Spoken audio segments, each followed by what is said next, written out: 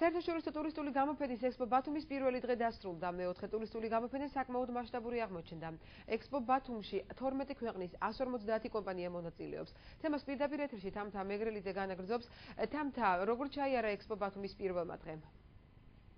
ნინო, ექსპო ბათუმი 2011-ის პირველი დღე იყო საკმაოდ ხალხმრავალი. აქ სხვადასხვა ქვეყნის ოფიციალურ დელეგაციებთან ერთად ბიზნეს წრეების წარმომადგენლებიც იყვნენ, რომელთათვისაც ეს გამოფენა უნდა გახდეს ბიზნეს წინადადებებისა და ტურისტული პროექტების განხილვის ერთ-ერთი მთავარი ადგილი. დღეს მთელი დღის განმავლობაში ექსპო ბათუმი 2011-ზე 150-ზე მეტი კომპანიის მიერ წარმოდგენილი ტურისტული სერვისის და სიახლეების ნახვა იყო შესაძლებელი. საქართველოს სხვადასხვა რეგიონებთან ერთად საკმაოდ ვრცლად იყო წარმოდგენილი აჭარა თავისი ტურისტული პოტენციალით, სასტუმროებით, რესტორნებით და იმ ადამიანებით, ვინც არიან უშუალოდ ჩართული ტურისტულ ბიზნესში, ვინც არის ჩართული. აქ ასევე წარმოდგენილი იყო ტურისტულ პროექტებთან ერთად ვრცლად საინვესტიციო სამშენებლო პროექტები, ძირითადად თურქეთის რესპუბლიკიდან, რომელიც საკმაოდ ვრცლად მონაწილეობდა ამ გამოფენაში და იყო სტუმარი ქვეყნის სტატუსით ექსპო ბათუმი 2011-ზე. უფრო კონკრეტულად თუ როგორ ჩაიარა პირველმა დღემ და რა გახდა ექსპო ბათუმი 2011-ის მთავარი სანახაობა, ნახეთ ჩვენს რეპორტაჟში. ყველაზე მასშტაბური ქართული ტურისტული გამოფენა ოფიციალურად გაიხსნა. ექსპო ბათუმი 2011 აჭარის მთავრობის თავმჯდომარემ უცხოური დელეგაციის წევრებთან ერთად გახსნა. ოფიციალურ სტუმრებთან ერთად ლევან ვარშალომიძემ ყველა სტენდი დაათვალიერა და სხვადასხვა ტურისტული სააგენტოების მიერ წარმოდგენილი სერვისით დაინტერესდა.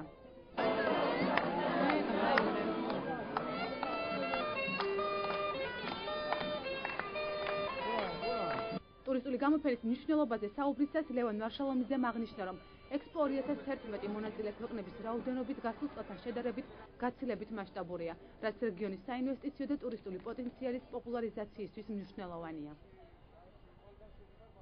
ორჯერ მეტი ქვეყანა იღებს მონაწილეობას. დღეს ამ გამოფენაზე სტუმრის სტატუსი აქვს თურქეთის რესპუბლიკას. ვიცით, რომ 8 ქალაქია წარმოდგენილი და 100-მდე კომპანია წარმოდგენილი მხოლოდ თურქეთიდან და ყველა ეს კომპანია იღებს და ყველა ქალაქი იღებს ერთადერთი რამით, რომ როგორ მოვიზიდოთ ტურიზმი, როგორ მოვიზიდოთ ხალხი ჩვენ ქალაქში, ჩვენს რეგიონში, ჩვენს ქვეყანაში. მართლაც წარმატება იმას მეხმარებს, რომ პირველი დღევანდელი დღის ჩათვლით თუ გავიდეს სტატისტიკად შარშანდელთან შედარებით 85%-იანიც დაგვაქვს. ეს მართლაც წარმატებული იქნება და მე მინდა დავარწმუნო მოსახლეობა ერთადერთი რომ მივხვდნენ მზად. ძალიან ბევრი ხალხი ეყოლება, ძალიან ბევრი ტურისტი ეყოლება, ამიტომ მართლაც ამ შემთხვევაში სახელმწიფო ყველანაირად მათ გვერდზე დადგება. დღევანდელი გამოფენა ერთნაირად მნიშვნელოვანია როგორც საქართველოსთვის, ასევე თურქეთისთვის. გვაქვს ბევრი საერთო პროექტი, რომლებსაც წარმატებით ვახორციელებთ, მათ შორის მნიშვნელოვანია ორი ქვეყანა, ერთი ტურისტი, რაც ჩვენ ქვეყნებს შორის მეგობრული და ბიზნეს ურთიერთობების დასტურია. მაისიდან დაინიშნება რეისი ანკარა-ბათუმი, რაც ორივე ქვეყანაში კიდევ უფრო მეტი ტურისტის მოზიდვას შეუწყობს ხელს. ექსპო ბათუმზე ტურსააგენტოების გარდა აჭარის ყველა მუნიციპალიტეტი და საქართველოს სხვადასხვა რეგიონის წარმომადგენლები მონაწილეობენ. გამოფენაზე სხვადასხვა ქვეყნის ბიზნეს დელეგაცია სპეციალურად ექსპოსთვის ჩამოვიდა, სადაც ახალი ბიზნეს გარიგებები და ახალი პროექტები დაიგეგმება.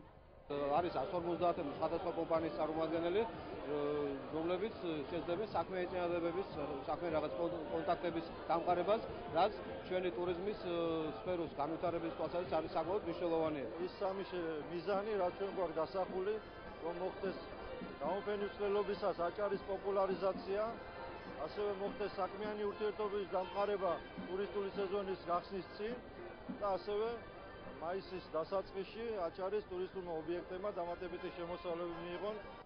ტურისტულ გამოფენაზე წელს 12 ქვეყნის 150-მდე კომპანია მონაწილეობს.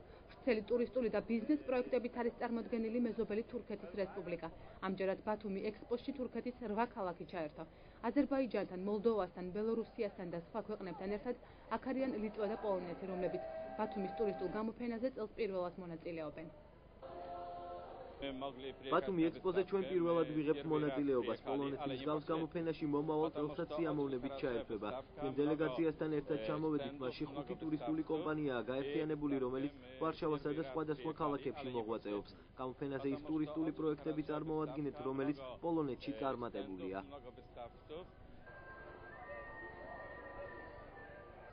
დამთვალიერებელთა განსაკუთრებული ინტერესი ქართულმა პროდუქციამ დაიმსახურა. ყველაზე მეტი ვიზიტორი ქართული სიგარეტი და ადგილობრივი წარმოების ჩაით დაინტერესდა. გამოფენაზე განსაკუთრებულად შთამბეჭდავი ტურკომპანიების შემოთავაზებები იყო. მუნიციპალური ველოსიპედი და აუდიო გიდი. სიახლეებს ბათუმელები და ტურისტები ადგილზე გაეცნენ.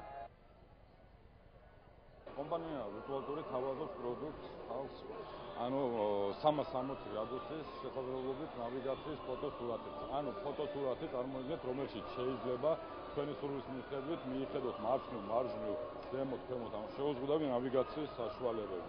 მაგალითს გაჩვენებთ.